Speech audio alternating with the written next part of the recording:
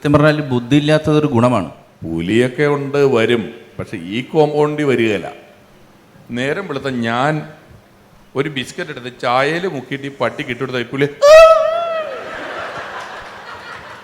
പട്ടിക്ക് സംഗതി പിടുത്തം കിട്ടി, പുള്ളിക്ക് പിടുത്തം കിട്ടി. ഇതിനകത്ത് പ്രശ്നമുണ്ട്. പരിണാമത്തിൽ ലാസ്റ്റ് കിട്ടിയ സാധനമാണ്. ബ്രെയിനിന്റെ പുറത്ത് ഇപ്പോഴും നമുക്കൊരു വലിയ കൺട്രോൾ ഇല്ല. നമ്മളൊരു ഇത്തിരി പ്രിമച്യൂറായിട്ട് ജനിക്കുന്ന ജീവിയാണ് മനുഷ്യൻ.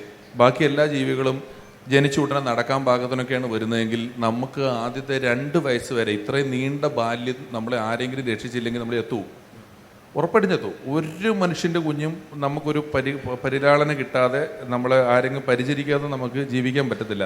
അതിൻ്റെ കാര്യം ഇപ്പോൾ ഹിമക്കരടി മഞ്ഞുള്ള സ്ഥലത്തും ഒട്ടകം അവിടെയും ഓരോ ജീവികളും അതാത് ഭൂപ്രകൃതിയുള്ള സ്ഥലത്ത് ജനിക്കുമ്പം ജീവിക്കുമ്പം മനുഷ്യൻ മാത്രം എല്ലായിടത്തും എത്തിപ്പെടുന്നു, ജീവിക്കുന്നു എന്ന് പറയുന്നത് കൊണ്ട് നമുക്ക് നമ്മളെ പ്രീഫിക്സ്ഡ് ആയ ഒരു അഡാപ്റ്റേഷൻ വച്ചിട്ടല്ല ഉണ്ടാക്കിയേക്കുന്നത്.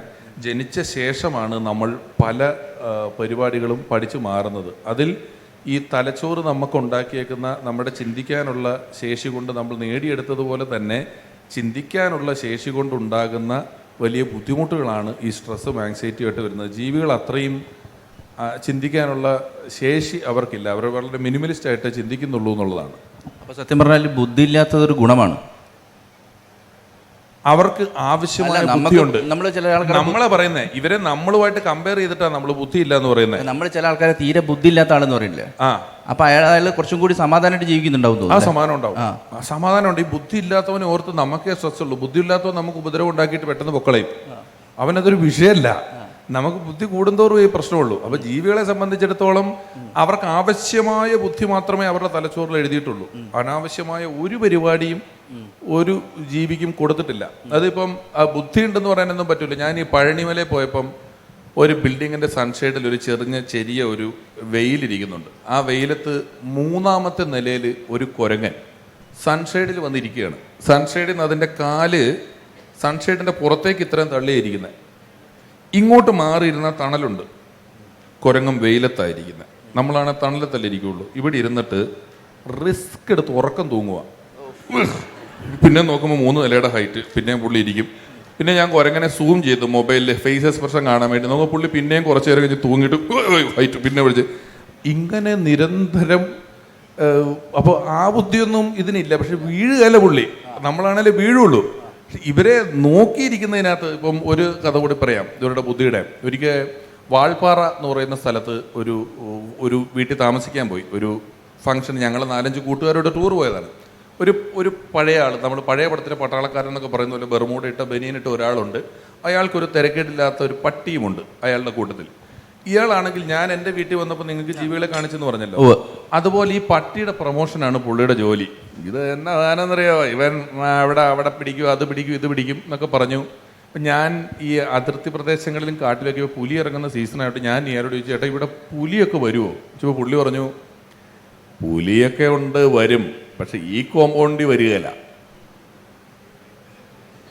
ഇവൻ ഇവിടെ ഉള്ളതുകൊണ്ട്, ഈ പാട്ടി ഉള്ളതുകൊണ്ട് പുലി ഒരിക്കലും ഈ പ്രദേശത്ത് വരികയില്ല എന്ന് പറഞ്ഞ് പട്ടിക്ക് ഭയങ്കര പ്രൊമോഷൻ. രാത്രി ഞാനും എൻ്റെ സുഹൃത്തുക്കളും കൂടെ വട്ടം കൂടി ഇരിക്കുകയാണ്. ചെറിയൊരു സ്മോൾ അടി അടിക്കാൻ തുടങ്ങിയപ്പോൾ ഞാൻ അവിടെ ബിസ്ക്കറ്റ് വെച്ചിട്ടുണ്ടായിരുന്നു. ഞാൻ ഈ ബിസ്ക്കറ്റ് ബ്രാൻഡിയിൽ മുക്കിയിട്ട് പട്ടിക്ക് ഇട്ട് കൊടുത്തു. അത് ഒരെണ്ണം അടിച്ച്, 2ാമത്തെ കൊടുത്തു, അതടിച്ചു. ഒരു 5-6 എണ്ണം ബ്രാൻഡിയിൽ മുക്കിയിട്ട് അങ്ങ് കൊടുത്തത് ഈ പട്ടി തിന്നു. പുള്ളി പതുക്കെ എണീറ്റിട്ട്, സ്റ്റേഷൻ കിട്ടുന്നില്ല പട്ടിക്ക്, ചെറുതായിട്ട് പുതിയ അനുഭവമാണ് പുള്ളിയുടെ. അങ്ങനെ പോയി. ഞങ്ങളും കിടന്നുറങ്ങി. അർദ്ധരാത്രി ഭയങ്കര കൊരയും ബഹളമൊക്കെ ആ പറമ്പിൽ നിന്നൊക്കെ കേൾക്കുന്നുണ്ട്. രാവിലെ ഞങ്ങൾ എണീറ്റ് ബ്രേക്ക്ഫാസ്റ്റ് കഴിക്കാൻ ചെന്നപ്പം ഈ പട്ടിയുടെ ചെവിയൊക്കെ മുറിഞ്ഞിട്ട് ഇവിടെയൊക്കെ ഒരു കടിയൊക്കെ കിട്ടിയ പാടും സാധനമൊക്കെ ഉണ്ട്. ഇയാൾ ഭയങ്കര ദുഃഖിതനായിട്ട് ഇരിപ്പുണ്ട്. ഞാൻ ചോദിച്ചു എന്ത് പറ്റിയതെന്ന് ചോദിച്ചു. അപ്പം ഇത് സാധാരണ അങ്ങനെ മതിലിയാടി പോകുന്നതല്ല, ഇന്നലെ രാത്രി ഇത് ആദ്യമായിട്ട് മതിലിയാടി പുറത്തേക്ക് പോയി. സ്ട്രീറ്റ് ഡോഗ്സ് എല്ലാം കൂടെ എൻ്റെ പട്ടീനെ കടിച്ചു പറിച്ചു എന്ന് പറഞ്ഞു ഇയാൾ.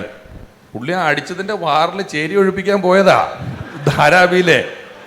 വെള്ളമല്ലേ പിടിച്ചേക്കാൻ പറ്റുമോ? എല്ലാവരും കൂടെ കാടിച്ച് പാറിച്ച് ഈ പുള്ളീനെ അവിടെ ഇട്ടേക്ക്. പട്ടിയാണേലും ഭയങ്കര ദയനീയമായിട്ട് താഴെ കിടക്കുമ്പോൾ നേരം വെളുത്ത ഞാൻ ഒരു ബിസ്ക്കറ്റ് എടുത്ത് ചായയിൽ മുക്കിയിട്ട് ഈ പട്ടിക്ക് ഇട്ടുകൊടുത്ത പുള്ളി പട്ടിക്ക് സംഗതി പിടുത്തം കിട്ടി, പുള്ളിക്ക് പിടുത്തം കിട്ടി. ഇതിനകത്ത് പ്രശ്നമുണ്ട്, ഇനി ഞാനിയായിട്ടും അടിക്കുകയില്ല എന്ന് പറഞ്ഞു. പക്ഷെ നമ്മൾ അങ്ങനെയല്ല, രണ്ടാമത് കിട്ടി അടിക്കും, വീണ്ടും അടിക്കും. പട്ടിക്ക് രണ്ടാം ബിസ്ക്കറ്റ് ആ പട്ടി ഞാൻ 2-3 പ്രാവശ്യം ഒരു രീതിക്ക് ഈ പുള്ളി ഇത് എടുക്കാൻ തയ്യാറല്ല. അപ്പൊ ഇത് നമ്മള് ഇവരെ ഇങ്ങനെ നിരന്തരമായിട്ട് ജീവിക്കാൻ എനിക്ക് ഒരുപാട് ഹ്യൂമർ ഇവരുടെ ഭാഗത്തുനിന്ന്